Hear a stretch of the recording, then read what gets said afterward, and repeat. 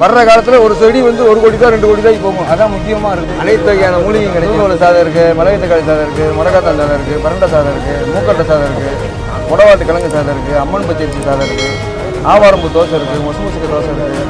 எல்லாமே இருக்குன்னா மாறி மாறி வரும். ஒரு நாளைக்கு 16 ஐட்டம் மாறி மாறி வரும். அதுபோக ஒரு 20 ஐட்டம் போட்ட வடை இருக்குது, ஆவாரம்பு சட்னி இருக்கு, ஆவாரம்பு சாம்பார் இருக்கு. ஆஹா, இவர் வியாபாரம் பண்றதே அட்டகாசமா இருக்கே.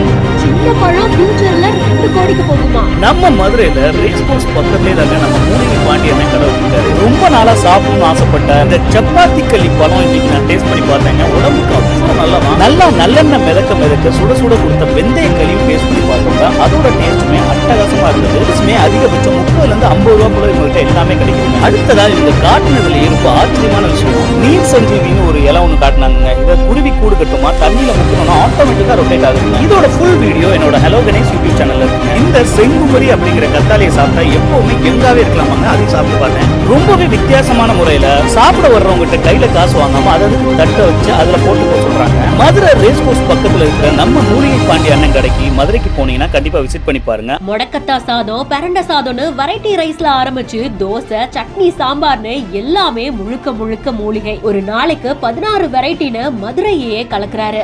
உணவே மருந்து அப்படின்னு சொல்லுவாங்க. ஆனா இந்த காலத்துல ஃபாஸ்டா போறேன் அப்படின்னு ஃபாஸ்ட் ஃபுட்டே சாப்பிட்டு நிறைய பேர் உடம்பு கெடுத்துக்கிறது தான் மிச்சம். பட் நம்மளுடைய முன்னோர்கள் ஆரோக்கியமான உணவை சாப்பிட்டு கடைசி வரைக்கும் ஆரோக்கியமாவே இருந்தாங்க. அதே நமக்கும் கிடைச்சா எப்படி இருக்கும்? அந்த உணவை தான் மூலிகை பாண்டி அப்படின்ற இவங்க சாலையோரமா குடுக்கறாங்க.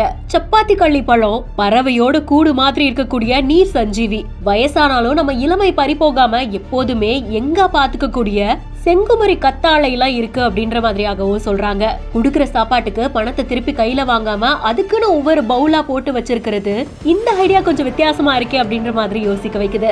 1008 பிரிசர்வேட்டிவ் அப்படி இப்படின்னு எல்லாம் இல்லாம இயற்கையா கிடைக்கக்கூடிய உணவையே அப்பப்போ ஃப்ரெஷ்ஷா சாப்பிட்டோம் அப்படின்னா எவ்வளவு நல்லா இருக்கும்ல. அதனாலதான் ஹலோ கணேஷ் 23 அப்படின்ற இன்ஸ்டாகிராம் பேஜ்ல போஸ்ட் பண்ணிருக்கிறேன். இந்த வீடியோவும் இன்டர்நெட்ல வைரல் ஆயிட்டு இருக்கு. இந்த வீடியோவை பத்தினா உங்களுடைய கருத்துக்களை நீங்களும் கமெண்ட் செக்ஷன்ல சொல்லுங்க. மேலும் இன்ட்ரெஸ்டிங்கான நிறைய வீடியோஸ்க்கும் செய்திகளுக்கும் behind it follow பண்ணிக்கோங்க.